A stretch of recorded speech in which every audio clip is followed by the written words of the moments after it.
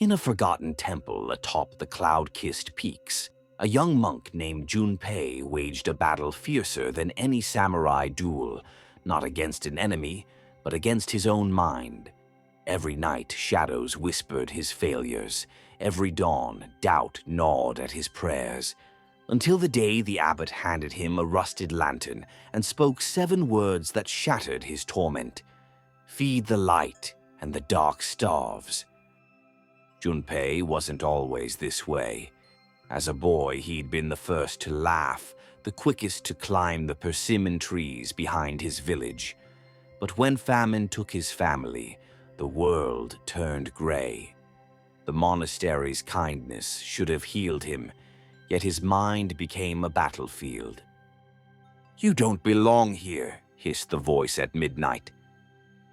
"The others pity you," it sneered as he served tea.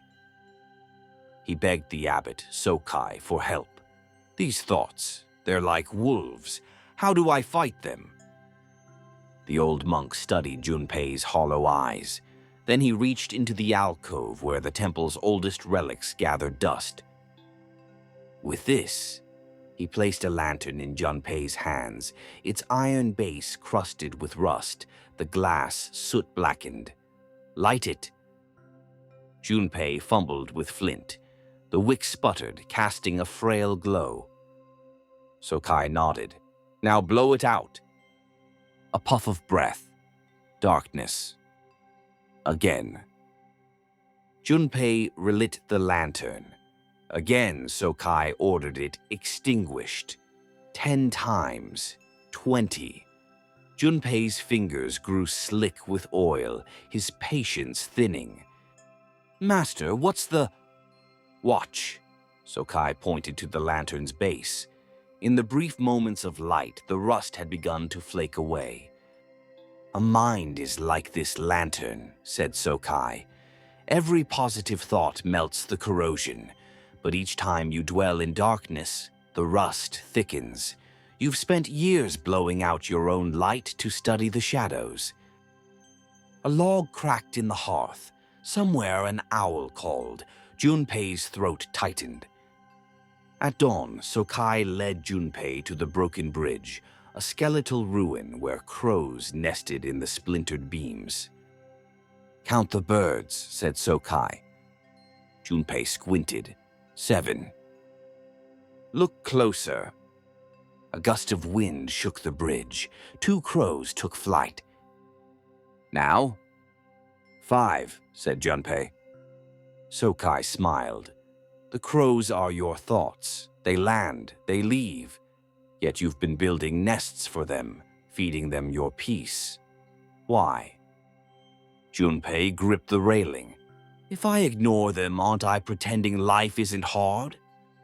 Sokai plucked a withered leaf from the bridge and let it spiral into the gorge below.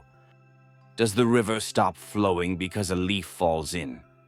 Your pain is real. Your past is real. But you are not the crow. You are the sky that holds it." That evening, Junpei sat zazen in the hall, wrestling with the familiar chorus. Useless. Fraud. Burden. Then, clang. The temple bell rang a single seismic note. Every thought shattered.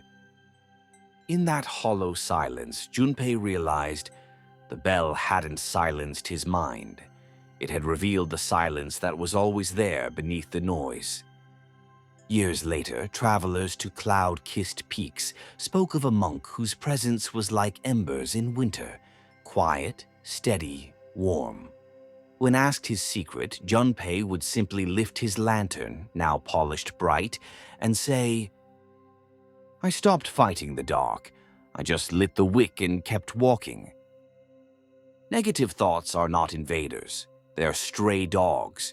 The more you feed them, the longer they stay. But focus on the light within, a kindness, a deep breath, the next right step, and their barks grow distant. Tonight, when the whispers come, ask yourself, will I be the rust or the flame?